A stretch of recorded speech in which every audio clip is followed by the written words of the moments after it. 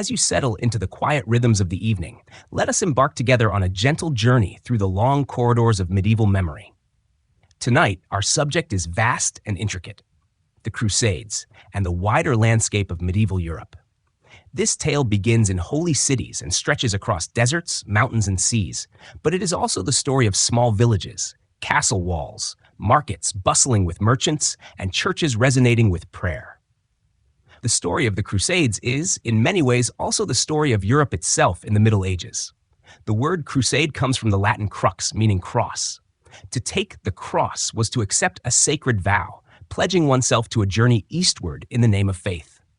Between the late 11th century and the later Middle Ages, wave upon wave of men and women, kings and knights, peasants and priests, undertook these journeys. They marched not only with weapons, but with songs, relics, and a sense of mission that blended spiritual devotion with worldly ambition. For many, it was a path of pilgrimage. For others, a search for land, wealth, or prestige. For countless more, it was a passage into the unknown. Yet the Crusades did not exist in isolation. They unfolded within the broader tapestry of medieval life in Europe, a world shaped by feudal bonds, monastic devotion, agricultural rhythms, and the slow but steady growth of towns and trade. To understand the Crusades, we must first picture Europe at the close of the 11th century. Imagine a continent where kings held fragile authority, where local lords ruled from stone keeps surrounded by wooden villages, and where peasants worked the soil under the watchful eyes of both priest and knight.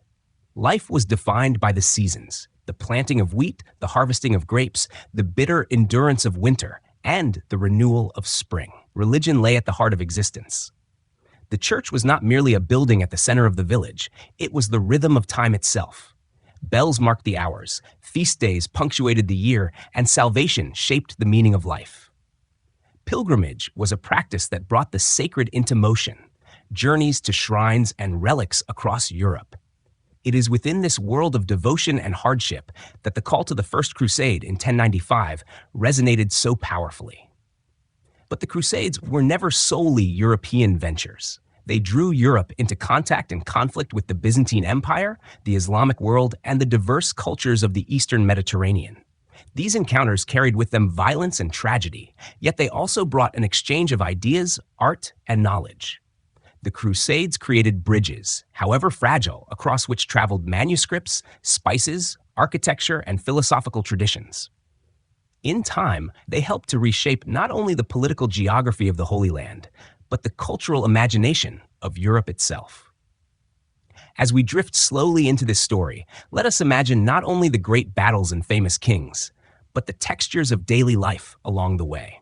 The Crusader castles that rose like sentinels above rocky hills, the markets of Venice where merchants equipped expeditions, the monastic libraries where chroniclers wrote down the tales of journeys eastward, and the quiet cloisters where prayers were whispered for loved ones on distant campaigns. Our narrative will unfold gently, step by step, tracing the rise of the crusading ideal, the great expeditions themselves, and the world of medieval Europe that both gave birth to and was transformed by these movements. We shall move through centuries, yet always with a mindful pace, pausing to notice the details. The architecture of a cathedral, the texture of chainmail, the scent of incense rising in a chapel. We begin with the origins, the political and religious context that made the Crusades possible. From there, we will travel across the waves of history, the launching of the First Crusade, the establishment of fragile Crusader States, the drama of kings and emperors who marched eastward, and the transformations of Europe that followed. We will explore how monasteries preserved knowledge, how cathedrals rose higher into the sky, and how everyday people lived their lives within the rhythms of the feudal system. In the final stretch, we will reflect on the legacy, not only what the Crusades meant in their own time, but how they have been remembered, retold, and reinterpreted through the centuries. This is not a tale of triumph or failure alone. It is a story of human complexity, of ideals and ambitions, of piety and politics, of violence and yearning. It is a story marked by contradiction, sacred vows and brutal warfare, devotion and greed, unity and division. In the quiet of the night, we will allow these contradictions to flow past us like a river, not rushing to judgment, but simply observing the course of history as it moves.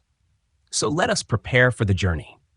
In the chapters ahead, we will pass through battlefields and cloisters, markets and deserts, courts of kings and villages of peasants.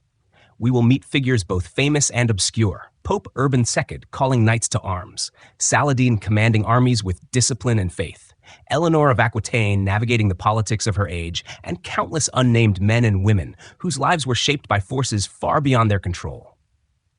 As you rest, listen as though you are wandering through a great medieval hall. The fire crackles in the hearth.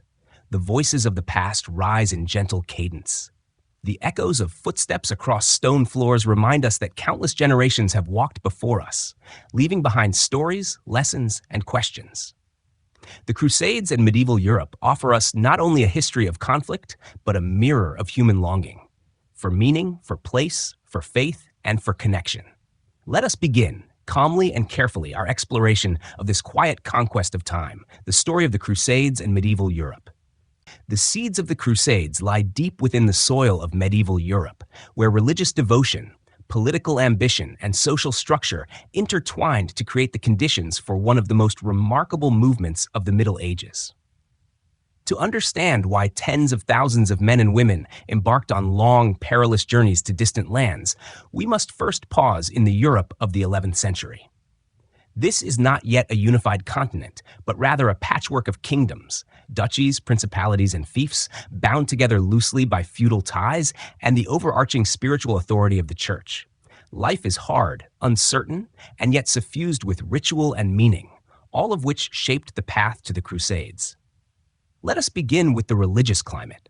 Christianity, by the late 11th century, was the central organizing force of Western Europe. The Latin Church, guided from Rome, held immense influence not only over the souls of the faithful, but also over the temporal affairs of kings and lords. The idea of sin, salvation, and penance weighed heavily on the minds of medieval people. Eternal life was considered the true goal, and earthly struggles were seen as preparation for the heavenly kingdom. Pilgrimage was already a common practice. Devout Christians traveled to shrines such as Santiago de Compostela in Spain, Canterbury in England, and Rome itself. The ultimate destination, however, was Jerusalem, where Christ had lived, died, and risen. To set one's feet on that sacred soil was to walk in the very steps of divinity.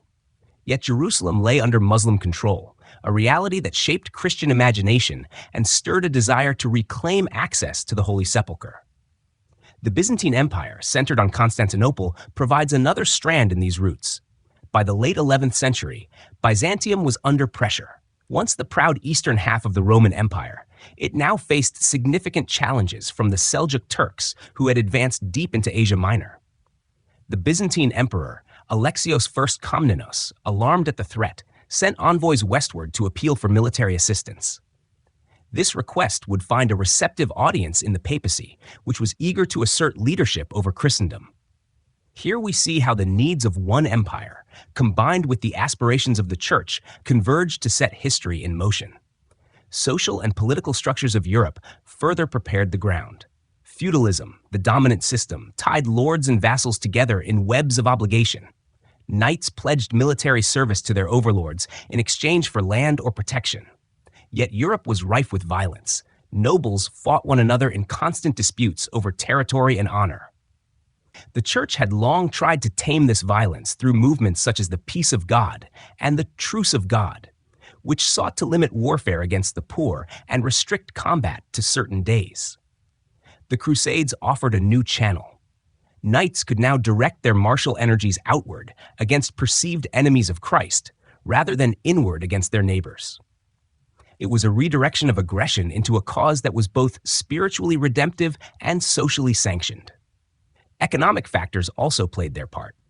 Europe in the 11th century was slowly emerging from centuries of relative isolation and instability. Agricultural innovations, such as the heavy plow, the three-field system, and improved harnesses for horses, were leading to more reliable harvests. Populations began to rise. With more mouths to feed and more ambitious younger sons of noble families who lacked inheritance, there was a restless energy in the air. Opportunities for land and wealth were limited at home. The Crusades, with promises of estates in the East and treasures seized along the way, provided both an outlet and an incentive. We must not overlook the power of symbolism. The cross itself was a potent sign. To take the cross was to wear a simple cloth emblem stitched upon one's garment, a constant reminder of one's vow. The act transformed the crusader into a pilgrim warrior, bound by oath and sanctified by intention. For medieval Christians, this was no ordinary military campaign. It was a journey infused with sacred meaning. Participation offered remission of sins, the chance of heavenly reward, and the honor of serving Christ directly. This fusion of martial culture and spiritual promise created a powerful motivation that spread across classes, from peasants to princes. As we drift further into this atmosphere, we can picture the sounds and sights of Europe before the Crusades. In towns, bells rang to mark the hours of prayer. Market stalls bustled with cloth, grain, and tools, while minstrels sang ballads of saints and heroes. In castles, knights practiced with sword and lance, while women of noble households oversaw the management of estates. In monasteries, monks illuminated manuscripts by candlelight, preserving sacred texts and histories. And in the minds of many, the distant image of Jerusalem glowed like a beacon, a holy city that embodied both yearning and promise. The seeds of the Crusades were thus not planted in one place or one event, but in the confluence of many forces. Religion supplied the vision, feudalism the warriors, Byzantium the plea for help, and Europe's growing vitality the energy. It was a moment when the currents of history swirled together, preparing to sweep tens of thousands of people on a tide toward the east. As we close this first section, let us pause in reflection. History is often imagined as the clash of armies or the rise and fall of kings, but here we see how deeply the lives of ordinary people mattered. Farmers tilling their fields, knights polishing their armor, priests preaching to their flocks, all contributed to the soil from which the Crusades grew.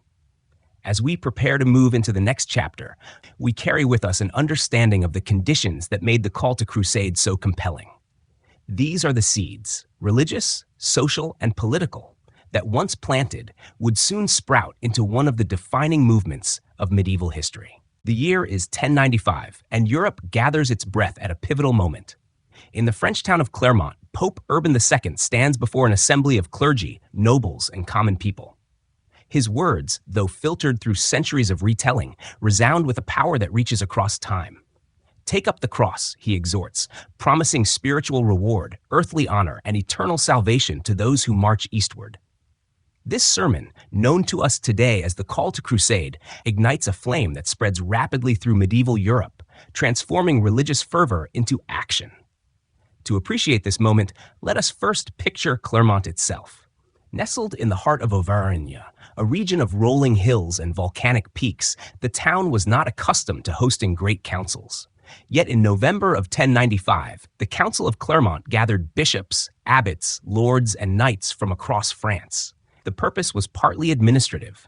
The church often convened councils to address matters of discipline and reform. But Urban had a larger stage in mind. With reports of Muslim advances in the east, and with Emperor Alexios of Byzantium pleading for help, the Pope recognized an opportunity to unify Christendom under papal leadership and direct Europe's warriors toward a higher cause. Urban's appeal must be understood within the context of the papal reform movement of the 11th century. The Church was striving to assert independence from secular rulers, especially in the appointment of bishops. The investiture controversy had revealed tensions between Pope and Emperor. By championing a crusade, Urban was doing more than aiding Byzantium. He was claiming for the papacy the power to direct the swords of Europe in the service of God. It was, in effect, a statement of leadership over the entire Christian world. Accounts of Urban's speech vary. Chroniclers writing after the fact, such as Fulcher of Chartres, Robert the Monk, and Guibert of Nogent, each recorded versions colored by their perspectives and audiences. Some emphasize the liberation of Jerusalem, others the defense of fellow Christians in the East, still others the promise of forgiveness for sins. What unites them all is the sense of urgency and the spiritual gravity of the Pope's words. He painted vivid pictures of the suffering of Christians under Muslim rule, appealing to compassion, outrage, and piety. He promised indulgence, the remission of sins, to all who joined the campaign. He offered adventure, honor, and divine favor. For a medieval audience steeped in faith and yearning for purpose, the call was irresistible. Imagine the crowd's reaction. Nobles raised their voices, crying, "Deus vult! God wills it!" A chorus of faith and determination echoed across the square. Men of all ranks pledged to join. They sewed crosses onto their garments, a visible sign of their vow. Thus was born the very term Crusader, one who bore the cross. From Clermont, the message spread outward, carried by bishops, priests, and wandering preachers into towns and villages across Europe. Within months, thousands had taken the cross, from seasoned knights to humble peasants. The recruitment of crusaders was as much a social phenomenon as it was a religious one. Families debated whether sons should depart. Lords considered the management of their estates in their absence. Women, often overlooked in chronicles, played essential roles, encouraging husbands, managing households, or even joining the journey themselves. Preachers such as Peter the Hermit stirred the imagination of common folk, leading waves of people in what became known as the People's Crusade. Though poorly armed and often disorganized, their enthusiasm testifies to the depth of the crusading spirit unleashed by Urban's call. Urban's sermon also marked a new articulation of holy war. While Christianity had long permitted the defense of the faithful, the idea of an armed pilgrimage, a journey of violence and penance combined, was revolutionary. The Crusader did not merely fight, he did so as an act of devotion, a form of penance equal to or greater than traditional pilgrimage. The blood shed in battle was imagined not as sin, but as service to God. This theology of holy war would echo throughout the Middle Ages, shaping not only the Crusades themselves, but later conflicts as well. As the news spread, rulers and knights began to plan. Logistics became a question of enormous complexity. Armies needed supplies, money, routes of passage. Venice, Genoa, and other maritime cities prepared fleets. Monarchs weighed whether to participate directly or support indirectly. Not all responded with equal enthusiasm. Some rulers hesitated, wary of the risks. Yet across much of France, Germany, and Italy, momentum built rapidly. The year following Clermont saw Europe abuzz with preparation. For Urban, the call was also a gesture of unity. The schism between Eastern and Western Christianity, formalized in 1054, had divided Christendom. By responding to Byzantium's plea for help, the Pope sought to heal divisions, at least temporarily, through shared struggle. Whether this aim succeeded is another question, but in that moment, it added weight to his appeal. As we imagine the winter of 1095 turning into the spring of 1096, we see villages where men sharpened swords, where blacksmiths hammered out new helmets, and where women spun cloth for long journeys. We hear the songs of pilgrims and the chants of priests blessing those who departed. Roads filled with small bands of crusaders making their way toward gathering points. The air was thick with anticipation, fear, and hope. The call of Urban II at Clermont was more than a speech. It was a spark that lit a movement spanning centuries. It captured the imagination of an age and set in motion events that would shape the destinies of nations, empires, and faiths. It transformed personal devotion into collective action, binding Europe together in a cause that blended piety with politics and pilgrimage with war. As we close this section, let us rest upon the image of the crowd at Clermont, the voices rising into the cold November air, echoing, "God wills it." From that moment, Europe would never be quite the same. The cross had been raised, the vow had been taken, and the path eastward had been set. The roads to Jerusalem in the years following 1095 were not straight or easy. They wound through forests and plains, across mountains and rivers, and eventually into the heat and dust of the eastern Mediterranean. This was the march of the First Crusade, a journey that began in hope and fervor, continued through hunger and hardship, and culminated in the dramatic capture of the Holy City in 1099. To follow these steps is to walk alongside men and women of extraordinary endurance, their lives shaped by faith and by the unforgiving realities of medieval travel and war. The departure began in waves. The first were not the great knights and nobles, but the multitudes of peasants and common folk inspired by preachers like Peter the Hermit. Known as the People's Crusade, this early movement set out in 1096, driven more by passion than preparation. Lacking supplies and discipline, they suffered terribly.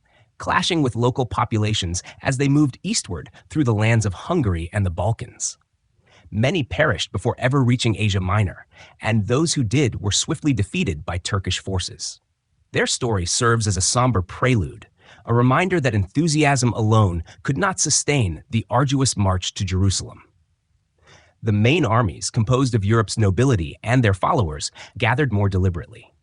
Leaders included Godfrey of Bouillon, a duke from Lorraine, Raymond of Toulouse, a powerful count from southern France, Bohemond of Taranto, a Norman adventurer, and others of note.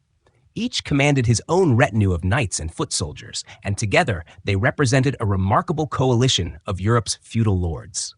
They did not march under one central authority, but were united by their shared vow and destination. The journey required not only military courage, but extraordinary logistical planning, securing food, water, and safe passage through foreign lands. Their first great test came in Asia Minor. After crossing into Byzantine territory and swearing oaths of loyalty to Emperor Alexios, the Crusaders faced the formidable walls of Nicaea in 1097. The siege was long and difficult, but with Byzantine assistance, the city eventually fell. This victory boosted morale and demonstrated the Crusaders' ability to overcome significant obstacles. Yet it also revealed underlying tensions, as the Byzantines reclaimed the city for themselves, sowing seeds of mistrust between East and West. From Nicaea, the Crusaders pressed deeper into Anatolia, where the summer heat and lack of water proved almost as deadly as the enemy.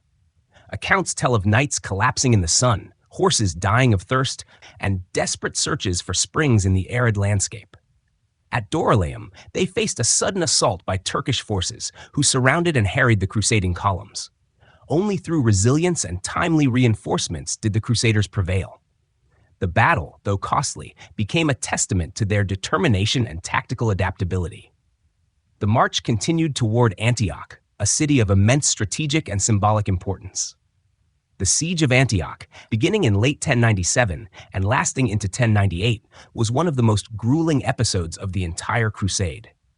Imagine the vast encampments outside the walls, tents spread across the plain, fires burning in the night, and soldiers constantly on guard against sorties from the defenders. Food grew scarce, and disease spread rapidly. Chronicles describe men gnawing on leather, women scavenging for weeds, and morale sinking into despair. Yet perseverance carried them through. After months of attrition, and with the aid of treachery from within the city, the Crusaders breached Antioch's defenses. Triumph, however, was fleeting, for almost immediately they found themselves besieged in turn by a Muslim relief army. Trapped within the walls they had just conquered, the Crusaders faced hunger, fear, and the possibility of annihilation. It was here that visions and relics took on immense importance. The discovery of what was believed to be the Holy Lance, the spear that pierced Christ's side, galvanized their spirits. With renewed faith, they sallied forth and defeated their besiegers. Antioch was secured, though at a terrible cost in lives and suffering. From Antioch, the path led southward toward Jerusalem. By this point, only a fraction of the original armies remained. Disease, desertion, and battle had whittled their numbers down, yet those who continued were driven by the vision of the Holy City.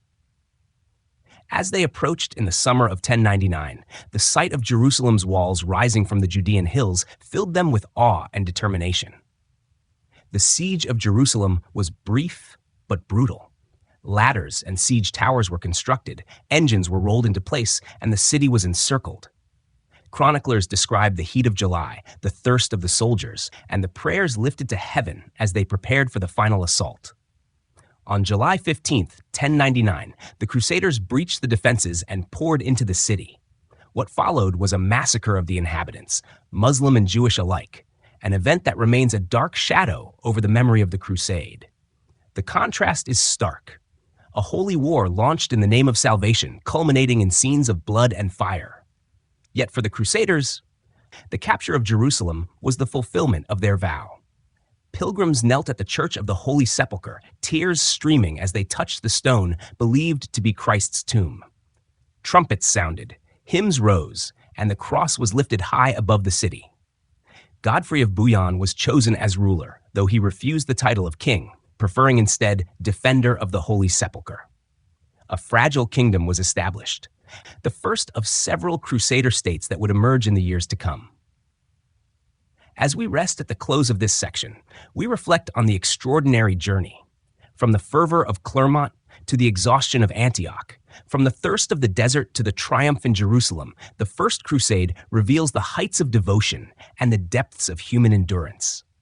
It is a story of faith mingled with violence, of dreams realized through suffering, and of a continent forever changed by its march to the east. The capture of Jerusalem in 1099 marked not the end, but the beginning of a new chapter, the establishment of the Crusader States. These fragile polities, carved out of conquered territories in the Levant, stood as outposts of Latin Christendom in a land far from Europe. They were places of both ambition and vulnerability, cultural exchange and constant danger. To understand their story is to see how the ideals of the Crusade translated into daily governance, how knights became rulers, and how the dream of holding the Holy Land confronted the realities of geography, politics, and resistance. The most prominent of these new realms was the Kingdom of Jerusalem. Though Godfrey of Bouillon refused to wear a crown of gold where Christ had worn a crown of thorns, his successors quickly assumed royal titles. The kingdom stretched from the coastal city of Jaffa inland toward Jerusalem and south toward Hebron. Castles dotted the landscape, their stone towers a defense against raids and a statement of authority. The Holy Sepulchre became the symbolic heart of this kingdom, drawing pilgrims from Europe and inspiring those who governed. Alongside Jerusalem rose other Crusader states. The county of Edessa, founded even before the capture of Jerusalem, extended northward into Mesopotamia. It was vulnerable, distant from coastal support, and frequently under pressure from surrounding powers. The Principality of Antioch grew from the grueling siege of 1098, controlling an important stretch of land along the Orontes River. To the south, the county of Tripoli was established after a prolonged struggle, adding another foothold for Latin rule. Together, these states formed what is sometimes called the Outremer, meaning the lands beyond the sea. Life in these states required adaptation. Crusaders who had arrived as pilgrims and warriors now had to become settlers and administrators. Lords distributed fiefs, peasants worked the fields, and merchants established trade networks. The climate, crops, and customs of the Levant differed markedly from those of Europe. Olives, citrus, and spices enriched diets, while Arabic, Greek, and Armenian influences shaped language and culture. Markets bustled with goods from east and west, where silk and spices mingled with wool and wine. The Crusader states were not simply transplanted versions of Europe. They became hybrid societies, where Latin Christians, Eastern Christians, Muslims, and Jews lived in uneasy proximity. The architecture of the Crusader states reflected both their aspirations and their anxieties. Mighty castles such as Crac des Chevaliers in Syria or the Citadel of Kerak in Jordan stand as enduring symbols. Built of thick stone, with soaring towers and concentric defenses, they embodied the blend of European military engineering and adaptation to local conditions. Monasteries and churches, too, were constructed, often incorporating Byzantine and Islamic styles.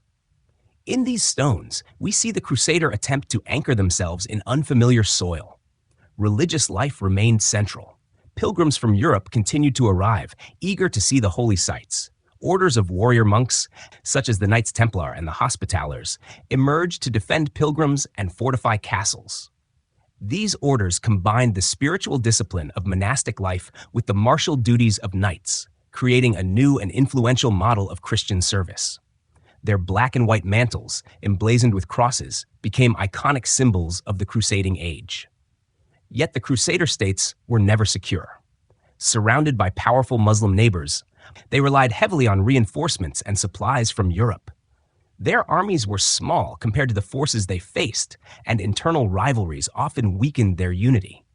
The county of Edessa, for example, was particularly exposed, lying on the frontier with hostile powers.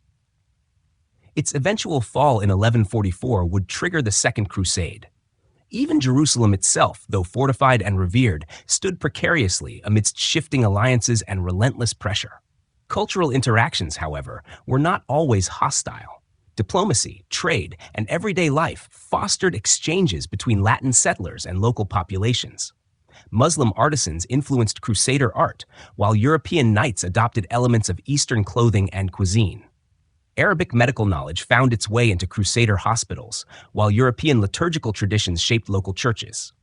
The result was a complex mosaic where cultures collided yet also blended in subtle ways. Economically, the states benefited from their position at the crossroads of trade. Ports such as Acre became bustling centers, linking Europe with the riches of the East. Italian maritime republics, particularly Venice, Pisa, and Genoa, established strong commercial footholds, profiting immensely from the exchange of goods. This flow of spices, textiles, and knowledge enriched both the Crusader states and the cities of Europe that supported them. As we linger in this world of castles, markets, and contested frontiers, we must remember the precariousness of it all. The Crusader states were fragile flowers, blooming briefly in arid soil. Their survival depended on constant vigilance, external support, and a balance of force and diplomacy. They stood as symbols of Europe's ambition and faith, yet also as reminders of the limits of conquest. By the middle of the 12th century, cracks were already appearing. The fall of Edessa revealed vulnerability, while rivalries among Crusader lords undermined unity. The rise of new Muslim leaders, more disciplined and determined, would soon place immense pressure on these fragile states. For now, though, they represent the high tide of Latin presence in the East, monuments to the dream that Jerusalem and its surrounding lands could be held indefinitely under the cross. As we conclude this section, let us picture the landscape of the Outremer at sunset, the silhouette of a castle against the orange sky, the murmur of traders in a marketplace, the chant of monks in a chapel, and the watchful gaze of knights upon the walls.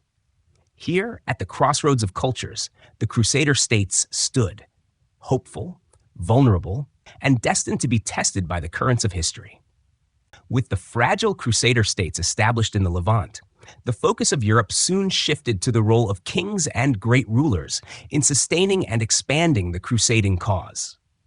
While the First Crusade had been led largely by nobles and dukes, the later expeditions brought monarchs themselves to the forefront. These kings carried not only swords and banners, but also the weight of kingdoms, dynasties, and political ambition. Their participation elevated crusading from a movement of fervent lords to one of royal prestige, yet it also revealed the challenges of uniting powerful personalities in a common endeavor. The Second Crusade, launched in response to the fall of Edessa in 1144, marked the first time reigning monarchs took the cross. Among them was Louis II of France, whose piety was matched by the intelligence and political skill of his queen, Eleanor of Aquitaine. Alongside Louis marched Conrad III of Germany, head of the Holy Roman Empire. These royal figures brought grandeur to the crusading movement, but their campaigns revealed the difficulties of coordination and leadership. The journey through Anatolia was marked by mismanagement, hunger, and heavy losses. By the time the armies reached the Holy Land, morale had sunk. Their siege of Damascus in 1148 ended in failure, leaving the Crusader states weakened rather than strengthened. The Second Crusade, despite its royal leadership, became a sobering lesson in the limits of kingship on distant soil. Yet crusading zeal did not vanish. The 12th century remained a period of fervent preaching, pilgrimages, and calls to arms. Monastic orders such as the Cistercians, with figures like Bernard of Clairvaux, lent powerful voices to the movement. In courts and villages alike, the idea of kings taking the cross retained its appeal, setting the stage for the most famous royal campaign of all, the Third Crusade. This great expedition arose after the dramatic victories of Saladin, who recaptured Jerusalem in 1187. The loss of the Holy City shocked Europe. News spread quickly across kingdoms, carried by clerics and merchants, stirring grief and determination. Three of the most powerful rulers of Christendom responded. Richard I of England, known as Richard the Lionheart, Philip II of France, and Frederick I Barbarossa, the Holy Roman Emperor. The presence of these three monarchs gave the Third Crusade immense prestige, but it also magnified tensions. Frederick Barbarossa, a seasoned and respected leader, led a massive German army overland. Yet tragedy struck when he drowned while crossing a river in Asia Minor in 1190. His death scattered his forces, depriving the crusade of its most experienced commander. The loss underscored the precariousness of even the grandest plans. Richard and Philip continued, though their relationship was fraught with rivalry. They met at Acre, a city whose siege had dragged on for years. Together, they brought the campaign to a successful conclusion, forcing the city's surrender in 1191. Yet Philip soon returned to France, leaving Richard to carry much of the burden. The English king, with his energy, charisma, and tactical brilliance, became the central figure of the crusade. Richard's campaigns along the coast of the Levant demonstrated his skill as both strategist and warrior. At the Battle of Arsuf, he led his forces to victory against Saladin, displaying remarkable discipline in the face of relentless attacks. His presence inspired his men, his reputation spread, and his negotiations with Saladin revealed both respect and rivalry between two leaders of immense stature. Yet despite his victories, Richard never succeeded in retaking Jerusalem. Twice he advanced near the Holy City, and twice he turned back, recognizing the difficulty of holding it against inevitable counterattacks. Instead, he secured coastal strongholds and negotiated a treaty that allowed Christian pilgrims access to Jerusalem while leaving the city itself under Muslim control. The outcome of the Third Crusade reflects the dual nature of royal leadership in crusading history. On the one hand, it brought prestige, resources, and tactical brilliance. On the other, it revealed the limits of ambition, the difficulty of sustaining armies far from home, and the complexity of balancing politics in Europe with campaigns in the East. Richard returned to England a hero, though his absence had weakened his realm. Philip strengthened his position in France during Richard's long campaigns, while the Holy Roman Empire was left diminished by the loss of Barbarossa. The involvement of monarchs in the Crusades also had broader implications. It wove crusading into the very fabric of European politics, dynasties, and diplomacy. Taking the cross became a mark of royal legitimacy, a way to project piety and strength. It bound rulers to the papacy in new ways, as popes gained influence through their power to grant indulgences and sanctify campaigns. Yet it also strained kingdoms financially and politically, as taxes, levies, and prolonged absences disrupted governance at home. As we drift through this chapter of kings and holy war, we see both grandeur and fragility. Royal banners flew above armies marching under the hot sun, their trumpets sounding across plains and coasts.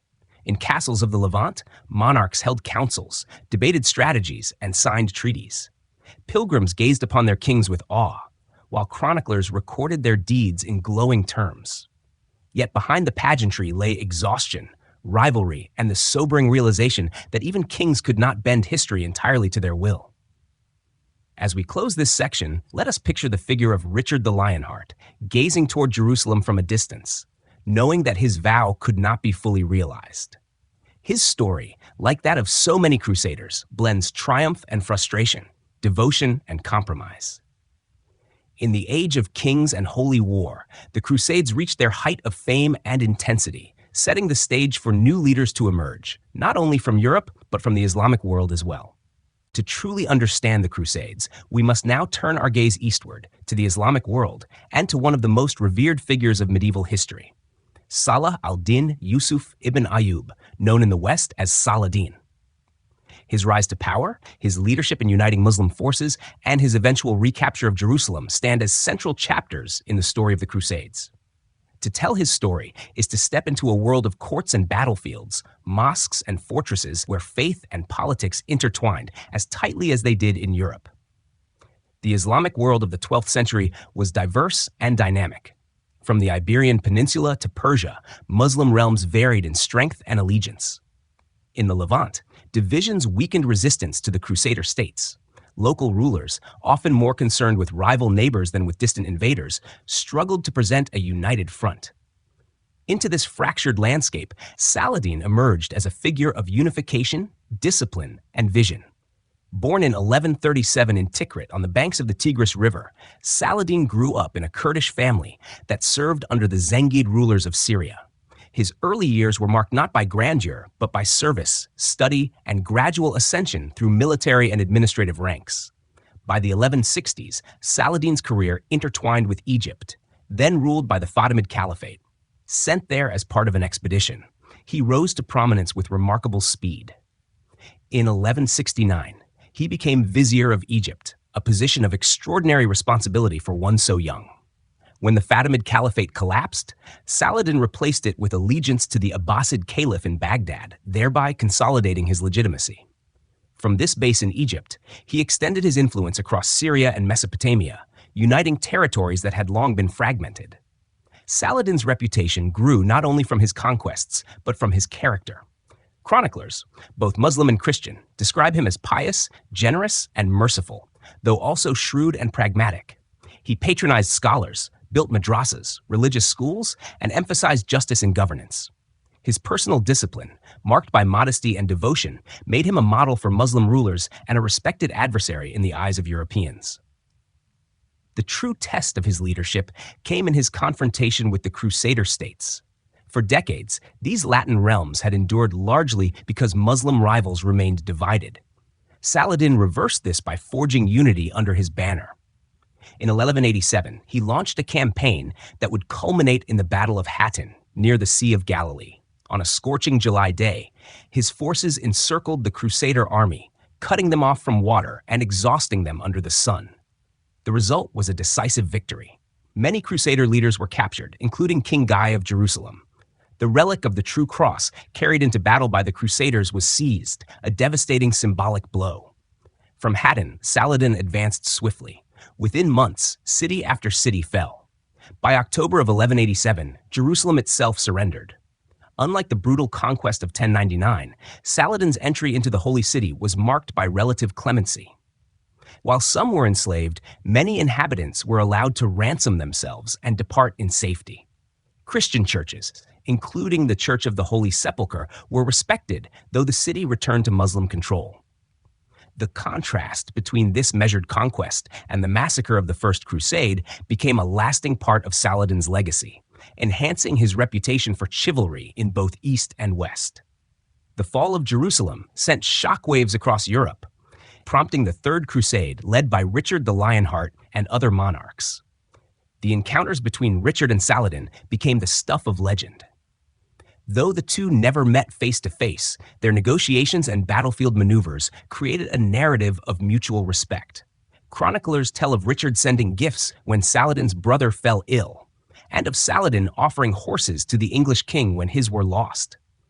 These gestures, though colored by later Romanticism, reflect the admiration even enemies could hold for one another in this era. Saladin's leadership was not without challenges.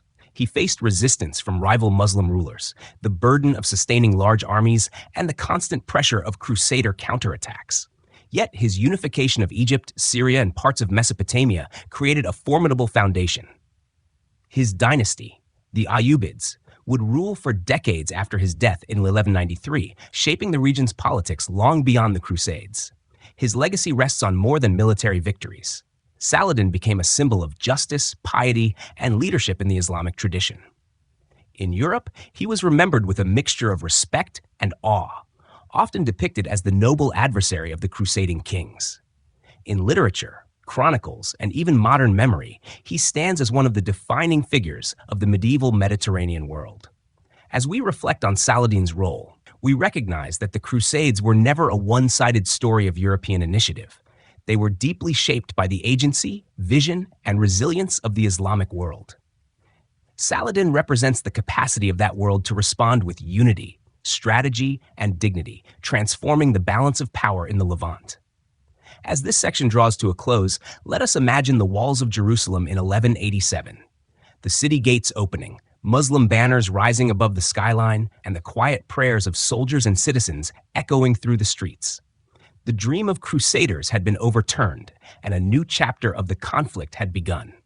Saladin's name would endure, carried on the winds of history as a reminder that leadership, tempered with vision and restraint, can alter the course of centuries. As the 12th century waned and the 13th unfolded, the crusading spirit that had once inspired vast movements of people began to waver. The later Crusades, though still launched with fervor and papal sanction, often revealed the fraying of ideals and the rise of competing interests. Where the First and even the Third Crusades had been marked by unifying goals, the later expeditions frequently turned inward, misdirected by ambition, rivalry, and the pressures of a changing Europe. It is within these centuries that we see the decline of crusading as a spiritual force, though its echoes lingered for generations. The most infamous of these later campaigns was the Fourth Crusade, 1202 to 1204. Conceived as a grand effort to strike at Egypt, the key to controlling the Holy Land, it instead veered disastrously off course. The Crusaders, heavily indebted to Venice for transportation, found themselves entangled in Venetian schemes. Unable to pay their passage, they were persuaded to attack the Christian city of Zara, a shocking violation of crusading vows. From there, political intrigues led them to Constantinople, the jewel of the Byzantine Empire. In 1204, the Crusaders stormed the walls of Constantinople and unleashed 3 days of pillage and destruction. Churches were looted, relics carried west, and treasures melted down. The great city, which had stood for centuries as the bastion of Eastern Christianity, was devastated. Instead of strengthening Christendom, the Fourth Crusade deepened the schism between East and West, leaving wounds that would never fully heal. A Latin empire was established in Constantinople, but it was fragile, resented, and short-lived. For many, this episode symbolized the corruption of crusading ideals. No longer a holy mission to liberate Jerusalem, but a venture diverted by greed and politics. The Fifth and Sixth Crusades returned focus to Egypt, seen as the key to controlling trade routes and securing the Holy Land. In 1219, Crusaders captured the port city of Damietta in the Nile Delta, but logistical difficulties and the harsh flood cycles of the Nile trapped them. Negotiations with the Muslim leader Al-Kamil offered chances for compromise, even the return of Jerusalem, but mistrust and overconfidence led to failure. The army was forced to surrender, and Damietta was lost. These campaigns illustrate how even success on the battlefield could be squandered by poor planning and overextension. One of the more unusual episodes occurred during the Sixth Crusade, 1228 to 1229, led by Emperor Frederick II of the Holy Roman Empire. Frederick, an intellectual and polyglot, had been excommunicated by the Pope for delaying his departure. Yet he proceeded regardless, and through diplomacy rather than battle, secured a treaty granting Christians control of Jerusalem for a period of 10 years. It was a remarkable achievement, peace gained without bloodshed. Yet because it was achieved outside papal blessing, it was viewed with suspicion, and its gains proved temporary. By the mid-13th century, the energy that had once propelled massive crusading movements began to ebb. The Seventh and Eighth Crusades, led by Louis IX of France, illustrate the persistence of piety, but also the futility of the cause. Louis, deeply devout, set out in 1248 for Egypt, believing it the key to lasting success. He was captured at Mansoura, ransomed, and forced to retreat. Years later, undeterred, he embarked again in 1270, this time targeting Tunis. Disease swept through his camp, and Louis himself died, canonized later as St. Louis, but leaving behind little practical success. The final fall of Acre in 1291 marked the symbolic end of the Crusader States. Once a bustling port and last stronghold of Latin Christendom in the Levant, Acre fell to the Mamluks after a determined siege. With its fall, the dream of holding the Holy Land under the cross was extinguished. Refugees fled by sea, knights and clerics scattered, and Europe turned increasingly to internal concerns. Why did the later Crusades falter? Several factors converged. The unity of earlier times gave way to rivalry between kings, nobles, and the papacy. The sheer cost of long-distance warfare strained economies. Muslim resistance, increasingly unified under leaders like the Ayyubids and later the Mamluks, grew stronger. And Europe itself was changing. Trade, urban growth, and cultural shifts redirected energy inward rather than outward. Yet decline does not mean disappearance. The memory of the Crusades persisted, woven into sermons, chronicles, and imagination. The military orders, such as the Templars and Hospitallers, continued to play roles in Europe. Pilgrimage to holy sites endured, though often in new forms. And the idea of crusading, even as the actual expeditions waned, left marks on European identity and political rhetoric for centuries to come. As we pause here, at the close of the later Crusades, let us reflect on the bittersweet image they leave behind. The shining hope of the cross carried into distant lands had dimmed into misdirection, rivalry, and exhaustion. Yet in the ruins of Constantinople, the towers of Damietta, the treaty halls of Frederick II, and the memory of Louis X dying in Tunis, we see the persistence of faith and ambition, even when success proved elusive. Picture Acre at sunset in 1291, the harbor crowded with ships of fleeing crusaders, smoke rising from burning towers, the cross lowered from the walls. With its fall, the outward march of Christendom came to rest, and Europe turned inward, carrying the memory of crusading as both inspiration and warning.